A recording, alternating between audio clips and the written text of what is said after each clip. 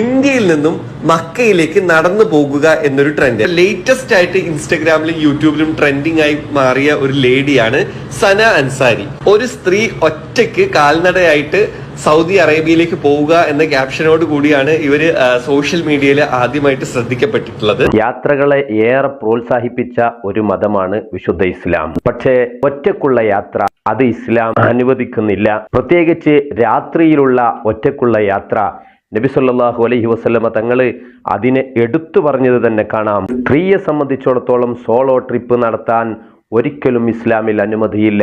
ഇസ്ലാമിക നിയമത്തിൽ നിന്നുകൊണ്ട് സാധ്യമല്ല. ഒരു സ്ത്രീ യാത്ര പോകണമെങ്കിൽ അവളുടെ കൂടെ വിവാഹബന്ധം നിഷിദ്ധമായ ഉപ്പയോ മകനോ സഹോദരനോ അല്ലെങ്കിൽ അവളുടെ ഭർത്താവോ അവളുടെ കൂടെ ഉണ്ടായിരിക്കണം എന്നതാണ്.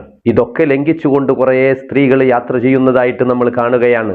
വിവരമില്ലാത്തത് കൊണ്ടായിരിക്കാം, അല്ലെങ്കിൽ വിശ്വാസ